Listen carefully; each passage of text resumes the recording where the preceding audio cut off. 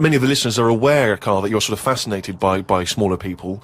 Well, he's fascinated by difference, I think. Yes. I don't think he's having a go at people. You're not having, Never having a go. when you sort of stare at someone because they don't look like you, and let's face it, most people don't look like you. You're not having a go, are you? Well, like I say, the first time I saw Steve, I was never having a go. It was just, oh, that's different. but you know, like you know, Steve, I was never having a go. It's just that thing of, oh, right, interesting. What do you mean? No, just you know, I've said before about I've got used to it, and Steve it's the got same. used to it. What do you? I don't know. Well, you know my feeling with this. I don't really know where he's coming but from. Steve knows I'm not having a go either. Yeah. Carl used to carry around a book that was called the Top 50 Freaks of All Time. Well, it's interesting you should mention that, because we actually had an email from Richie who says that he's been a fan of ours for many years and he's listened to lots of the radio shows we've done in the past and things.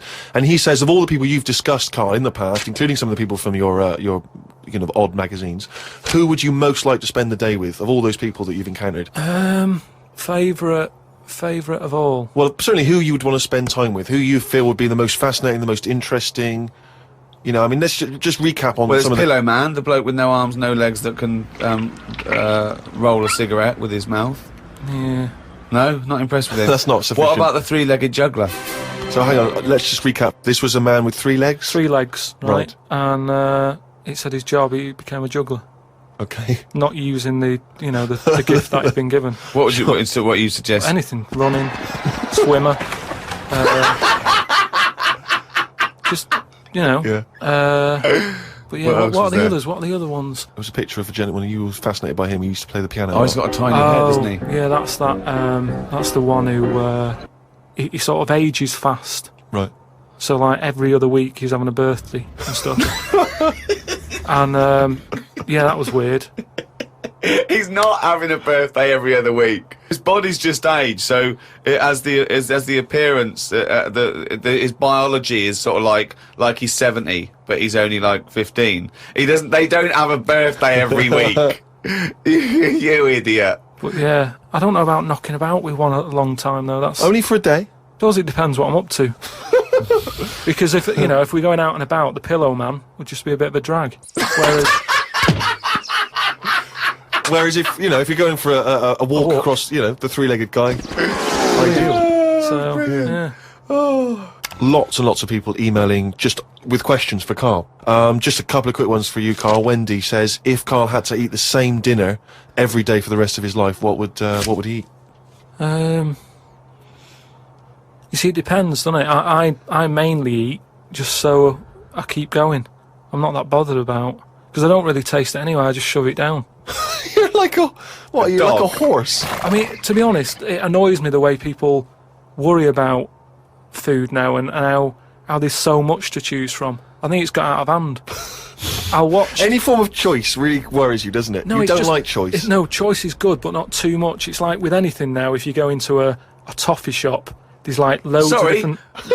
Where are you going to find a toffee shop? You're in a fairy tale. Yeah. You're in a Dickens tale in the 19th century. You're in Shrek. And you go into a toffee shop. What's your point? You go into a toffee shop. What I'm saying, you go into a shop full of toffees. You've just come from the candlestick maker.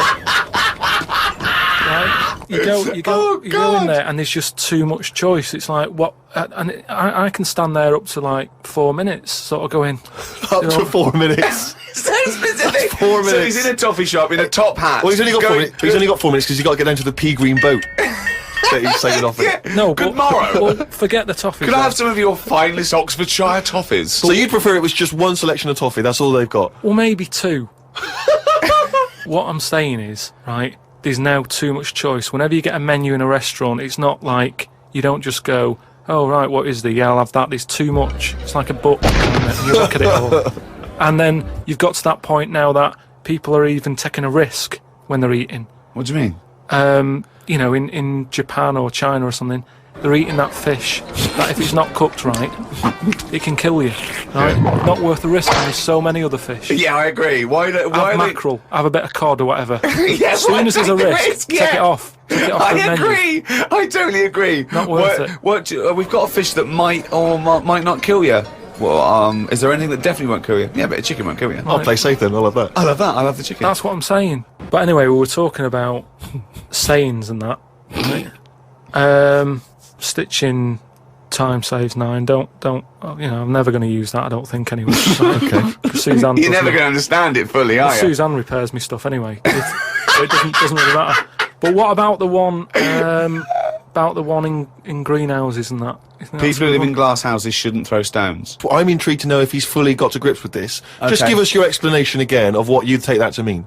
Well, just don't be chucking stuff about. Really?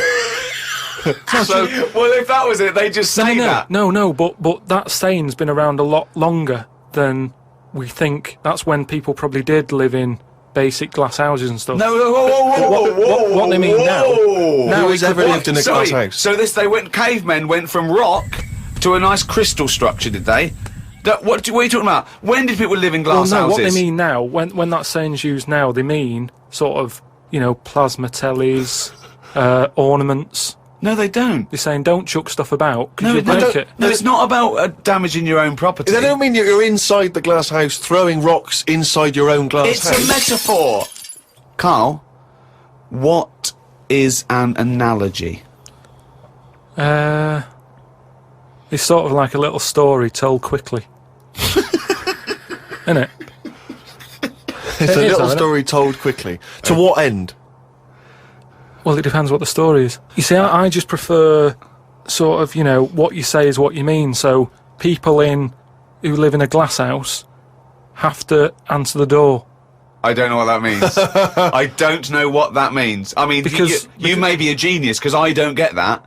People who live in glass houses have to answer the door. Okay, let's hear his explanation. Because the people knocking at the door will be able to see you because it's a glass house. But you have to add a number of other things, other caveats. Surely, if you live in a glass house, don't walk around naked. Yeah. If you live in it. These are literals. But just the idea that in your head there should be sayings for people who live in glass houses.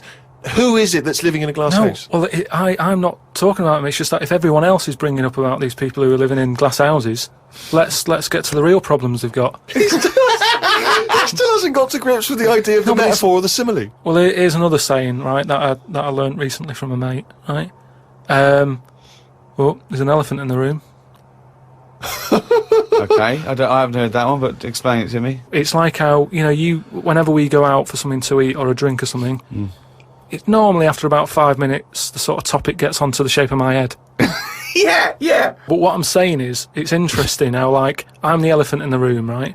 Nobody's talking about it. You mention it once, suddenly it's the talk of the town. It's what I mean. Everybody starts joining in, going, well, yeah, it is round, but it does suit you. And these are people who I don't even know sometimes, and they're all dipping in. And that is an elephant in the room. So you don't want people to discuss the shape of your head or the lack of hair. You would feel better. You would feel happy that they didn't mention that. Sometimes I think it's better that it's out there. It's made me a stronger person, though. It's the same way, we were talking about religion and that. Samson Delilah, Yeah. he got weaker without hair. Whereas with me, I think it's made me stronger. But would you ever wear a wig? Not really. What was a long wig like Samson? Well, the only time I wanted a wig was when I did jury duty once, right? And it was annoying that I was sat on the jury right in front of, like, these criminals, right? Everybody else has got disguises. The judges have them wigs on, right? That's not disguise. It is a disguise. That's a disguise. That's why judges wear them, right? So No. Well, then why did they print their name in the paper and have a picture? What do you mean it's a disguise? it's a disguise, isn't it? No, if it was a disguise, they'd go in with one of those glasses with a nose and the beard attached. If it was a disguise, all judges would look like Groucho Marx. If it was a disguise. Well, I'm just saying that's what annoyed me when I was sat there on the front row, right? I couldn't have been any closer to the criminals, and that, right? I was sat there and I thought, why didn't I just pop a little wig on or a pair of glasses? I would have loved to have seen you in the front row at Crown Court. No, I'd because love to see it because in this country you're not allowed to show pictures of jurors. You can't take photos in a courtroom, so there's always these sketch artists that draw drawings, and it's on the news. The idea that we'd have seen 11 people and a sort of Krusty the Clown figure would have been amazing. Yeah, I would love to see the artist do an interview, because it would be like complicated people. Oh, hey, he looks into characterful, and then just a little round head. Charlie Brown. Charlie Brown sitting on the end. Well, that was Elbow and Red off Asleep in the Back. I love that. It's Great song. Got sort of early Peter Gabriel, and that's wonderful. Well, we were talking about like your birthday and everything, Yes. and presents, and then then I found out I'd been signed up to DJ at Yes. a club in Camden to Looking get forward to that. to get you in. To I got in for free. My friends I got love in that. £1 off. I was just when the record was playing there, I said, "Why did you do that? Why did you try and get in free?" Right? He goes, "Impressing my mates." Now, how impressive is it that Steve Merchant can get you in a place for £1 off? Oh. Yeah, you what would save money? Go with Steve. If they recognise him or have heard the show, you get £1 off. That is great. I'm a quality discount. I don't know what you like more though, because I know you, and I think it wasn't just the acclaim and the fact it was the £1 off you liked. The money off was exciting to me. That was great. Any discount would have been fine. I imagine you made them all buy you a drink with a Several. to the value of £1. It ended up costing them a lot more. Yeah, exactly. Well, have I ever? This is probably the most embarrassing of those entrance stories. Yeah. I was down in South London once. Went down to some party that was taking place in some kind of swanky bar, where there was a doorman on the front and a charge. I think it was something mental, like £10 to go in. It was crazy. It was ludicrous. I don't know what I was doing down there. And I was in the We'll queue. establish what you mean by swanky later, because that could be. And it was a posh place. Was it? And so there's a queue outside, and there was one of these doormen who thought it was like kind of Studio 54. He was like sort of, choosing people who could come in. Yeah, you two come in now. And I've been there for ages, obviously. Oh, I was no. on my own And because I you got could there late. gall and clog. You Exactly. thought, I've dressed up for this. And there were these two girls next to me. And I'm thinking, if I'm in a queue, I've told you before, if I'm in a queue and if I'm stuck with two girls, I'm Yeah. thinking, oh, what a great opportunity, use the old merchant charm. Pickpocket. Yeah. Yeah. And so I'm there, and I'm sort of thinking, I kind of sort of give them a nod or whatever, a wink. Yeah. They're loving it. Yeah. They moved to the back. They're puttying my hands, really, because you can imagine. Yeah. And I thought, well, to really seal this off, I'll get us in. Like, I'll sort of skip the queue. So the guy sort of coming along, he's picking people off, the doorman, and I just grabbed him. I just grabbed him like that. And I said it so everyone could hear. Right? And I thought this was brilliant. I said to him, how much is it? He went, £10. I went, I'll give you 7. That was my bribe. I'll give you 7. That's the whole £3. No, that can't be right. No. No, he must have said a £5, and I said I'll give you 7. Yeah. That makes more sense, doesn't it? That's giving him a £2 incentive. a £2 incentive. That's it. I'll give you 7. You can make up the 10. Exactly. You can, if you let me in, you can put in 3 yourself, mate. That never works, does it? He said to me. He said to me, I can't be bothered. I'm just gonna have a kip, I think. I'm so tired. Was it percentages that put you off? That frazzled anecdote? me initially. I mean, it's a funny anecdote when you're giving him £2. Yeah. It's even funnier when you're getting him When to he's put up paying stuff. me as well. Oh, I love it. Right, we're gonna play a record. Then we're really gonna concentrate. XFM 104.9, Ricky Gervais Show. Steve Merchant's also involved. Oh, go to bed now. Oh, Cypress Hill, Superstar, still to come. We've got such great bands as New Order, Ash, Nirvana, Radiohead. Song for the Lovers at about 2 o'clock is a beautiful song by Jimmy Webb. Lovely, Steve, looking forward to it. Now it's Steve's birthday. It's XFM 104.9. He's 27. Yes. We're both a little bit hungover. Yes. Now every link we've started hasn't really sort of. It's not really come to fruition, if I'm being honest. Nothing's happened. I mean, sometimes they're just all out, there's just blunders in them. Yeah. Or like this one, we've already run run out of aground. steam. Yeah. I think it might be a mixture of us, like we've been on this station for a little while, we're losing the will to Bored. live. Bored. But we're going to buck up our ideas. Can I just ask a I quick said question? buck up, by the way, just Can in I just case. ask a quick question though, because I mean, listening wants to complain. my birthday today, and therefore last night I went out, and that's my excuse for being a little bit tired and a little bit hungover. Yeah. What's your excuse? Because you didn't come out. No, I know. I mean, you conscious you had the show today. What were you doing? Staying at home, just drinking. Yeah. Having a little couple. Me and Jane went What time to did you say go to goodbye bed? to someone about 1. Well, that's stupid. What I'm saying is, no, I mean, it's your name all over the show. I'm a nobody. I got no reputation. Yeah. Although Thankfully. you get £1 off in most clubs in That's Camden. true enough. I think just drop. If anyone out there, if you're sort of like tall, sort of, I'll answer your birthday, but I'm just got to do a description. This is nothing nasty. It's pretty. If you're sort of like a lanky sort of geek, and you can do a Worsley accent, then maybe you can pretend to be Steve Merchant and get in £1 off. Is that all right? That's fine, Yeah. Rick. No, because some people would take that as a personal. That's offensive. Yeah, Sure. yeah. So we were talking about. Should we play a record? Is that link too long already I'm before already we bored. actually got to something? I'm already bored. God, we've got to get to something. We've got to do Carl, something. why don't you contribute something? You've been silent. Now that is scraping the bottom of the barrel. really Like, is, isn't we're it? in trouble. Oh no. Oh, we're failing. Who can we bring on that's surefire always delivers. Audio snappy. dynamite. Yeah. Carl. The big guns. Come on, Carl. I was just thinking, there is nobody else who looks like Steve. He's done ya. That's outrageous. Although, to be honest with you, that insult has resurrected things. Yeah, well done. Play a little tune, and then we're Got a going little bit back. of a sniffle as well, I think. Yeah. Cold or something probably coming on. Bit late there, Carl. You should come in a bit earlier there. Swayed there.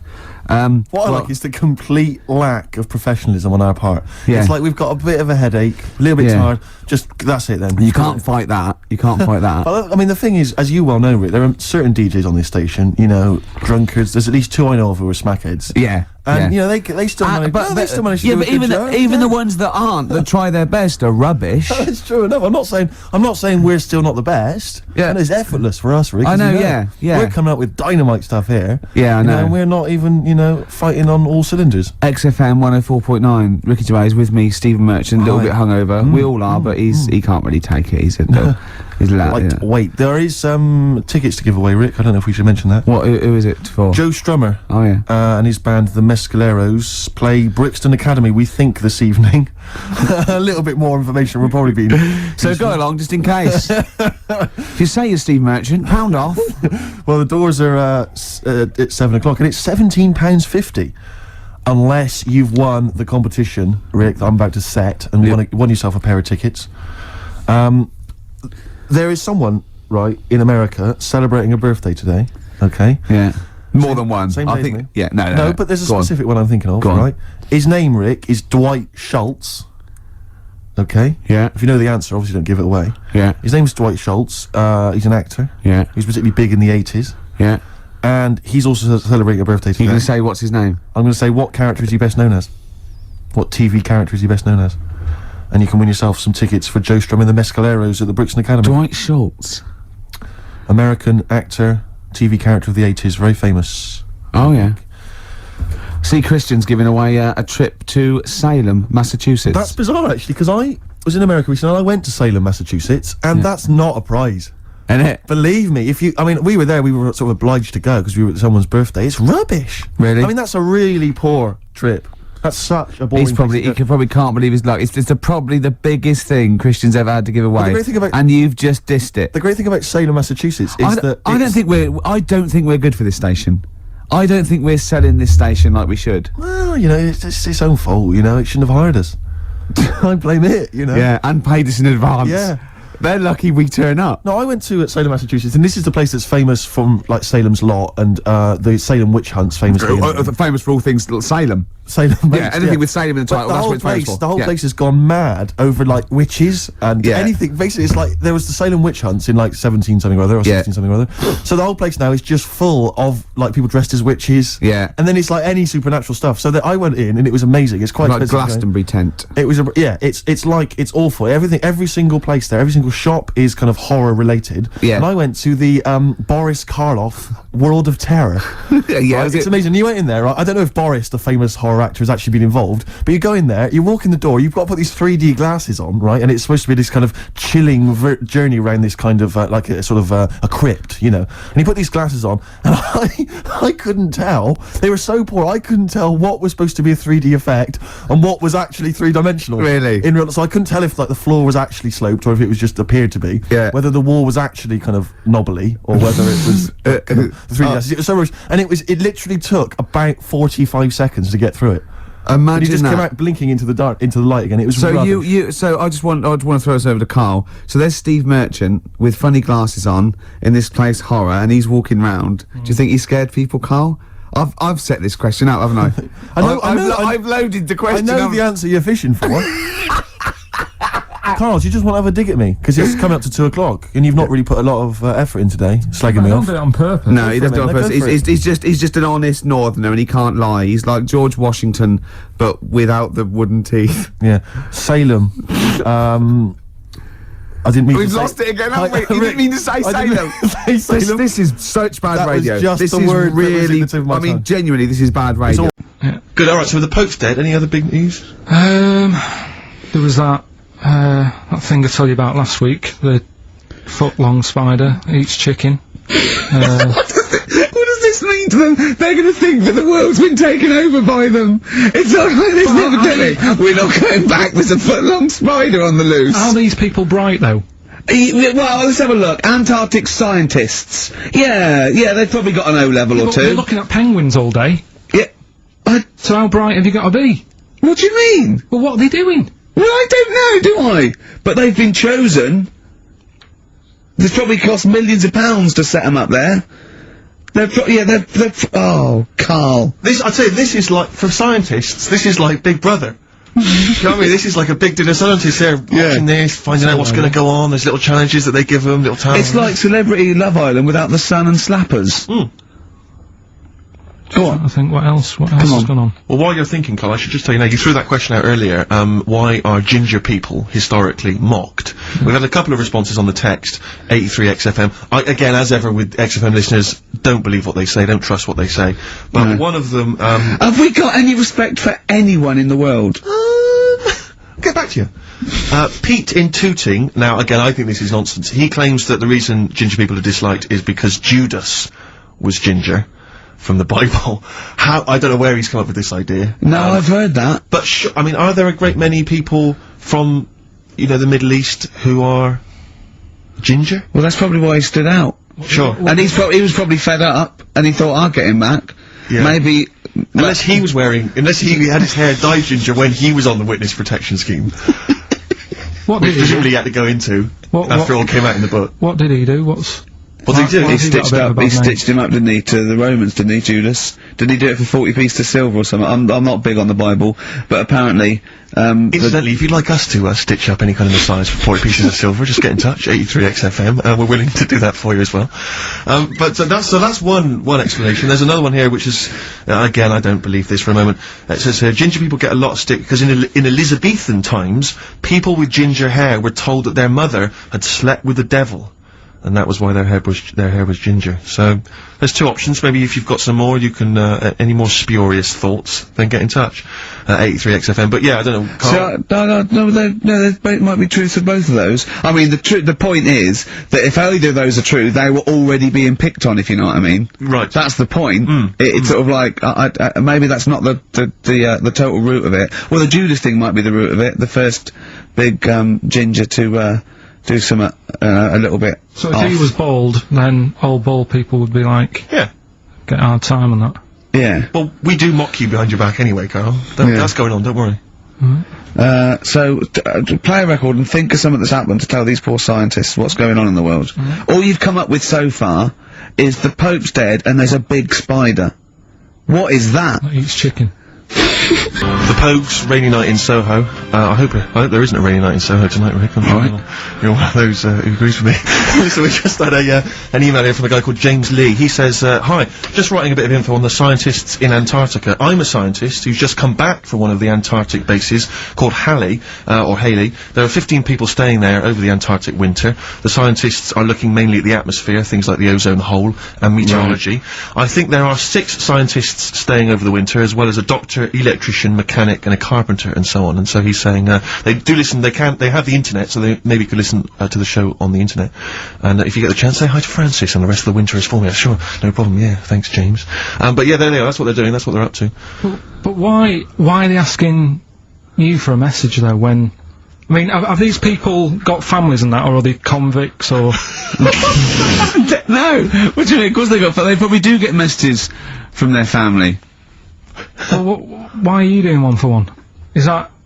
I mean, say, do you know, like, you see it in, like, Porridge and stuff like that, where if someone's in prison and no one visits them, yeah, and they sort of look a bit fed up and that, is this message that you're doing for like, people who don't get a letter in the post from... Brilliant.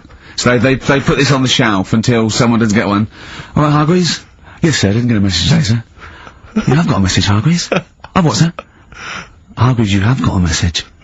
Really, sir? From Ricky Gervais. Really, sir? And then they give it... Don't talk, please, there are scientists listening. Try to keep the talking shit down to a minimum today. What's annoying me is, right, they're saying they're stuck over there for months, but it seems to me like they're wasting a lot of time. Right? Why? Well, you're saying they probably watch DVDs, they're saying they've got internet access. Yeah. Yeah?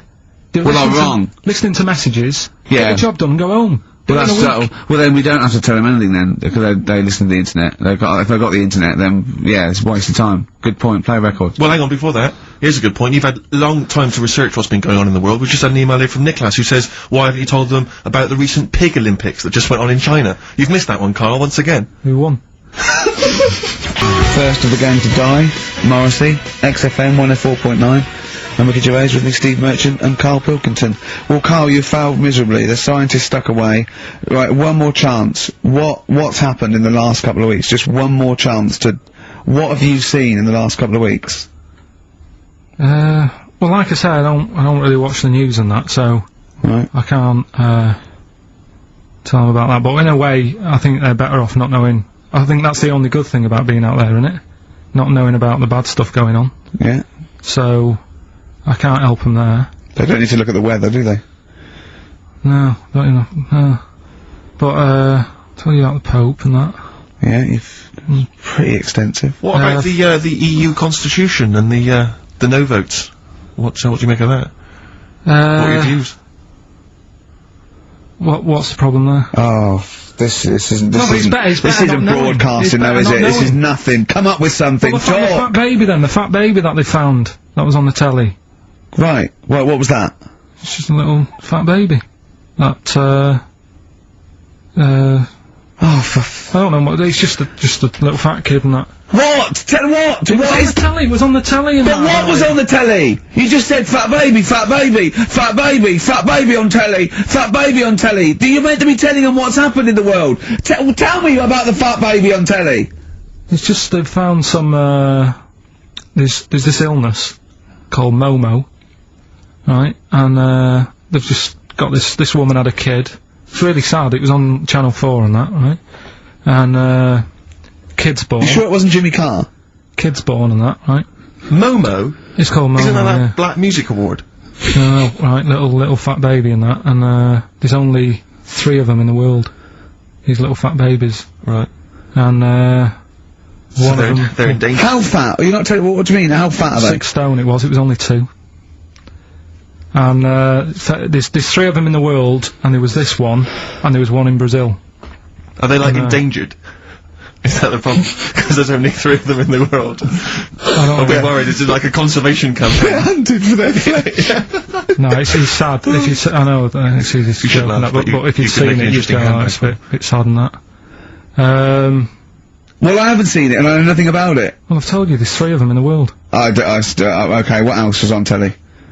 Something I watched the other night, that was good. Again, you know how I learn stuff from the telly, I don't watch the news. It was just Yeah, well, you something don't else. learn stuff on the telly. Yeah, I'll you, tell you what, though. you told us there's a fat baby in the world. Forget about them There's a spider eats chickens, and there was a fat kid. That's Alright, forget them in Iceland, right? Yeah. We'll give them Rockbusters later to do, right? Iceland. But what's the name? I'll tell you what is interesting, Steve. What? I didn't know that much about it. Autism. Okay. Oh, good. There's some more entertaining stuff on XFM 104.9. No. Just to cheer up people. Go on, and what? Come on. No, right. Have you heard about it, Steve? What it is? Autism. It Autism. scares me to death when he comes up, when he touches on a serious subject. We've been talking about wheeling a dead pope round, the Chinese don't age well, and ginger people are hated, and now didn't we're say going to that. touch on a really, I mean, No, I said- my heart's in my throat. Go Yeah, on, I Carl, said- then I tell said me, the little tell fat me your baby- insights to autism. Right, well, there was this, again, Channel 4, coming up with some good stuff at the moment, right? It might have been Channel 5. But what's the name? It was the attention span that I like. Ah. these people who, they've got like this autism thing going on. Yeah. And, they sort of take in a lot of information, they get sort of they get so into it that they know everything about that subject and what have you, right? And there was this lad who, he knew everything, right, about EastEnders. Right. He sort of, the cameraman was saying to him, so, you know, why EastEnders and that? And he said, oh, I don't know, I just like it. And he said, I remember when I first watched it, it was a Thursday, it was 5 to 8, Pauline Fowler walked in, she had a pink jumper on, she said, alright, love. And he remembers everything from that moment on. Yeah. Right, and everything. Which is great, but then, the way the programme was making out, it was almost like they were saying it's a disability. Right. When in a way, it's more like a superpower. Sure. Like Rain Man. If you can take it, Rain Man. No, I'm he not. has special autistic powers. Oh God! We must send for Rain Man. I don't know what to do. So I don't know what to do. he would be a But great there's contestant other on Mastermind. things. Sort of autistic Sorry. Mastermind. He'd Well, be what I'm dynamite. saying is, don't be watching EastEnders though. Sort of, why didn't they give him an encyclopedia and say, get into that? Sure. That'll be useful. Yeah. Keep him away from EastEnders. Wasting his time there. But I don't think it is a disability. No. Yeah, there are other things, and they're not. It's also autism is a matter of degrees. From what I know, and I'm sorry to have to do this, but I feel that I have to at least be the voice of reason, as ill-educated as I am on the subject. But I think there's degrees of autism. I think some are higher performance than others. There's other issues with it. It's not they're just got good memories. They don't go around doing tricks for people because they can remember stuff. There are other issues with it. Do you know what I mean? Right, well, I mean, they seemed a bit... You watched the programme, what did you learn? That he knows when Pauline Fowler came in? Yeah, I mean, there was other bits where they couldn't control their emotions and stuff. Oh, that other little bit, yeah. But the main bit of it was he can soak up information and stuff, and I'm just saying, it didn't seem really bad. Do you know what I mean? There's disabilities where people say that's a bad disability. It's like how people say about, This is brilliant. This is just like this is amazing to be in a room with this man. It's incredible. You just wind him up and listen to what comes out.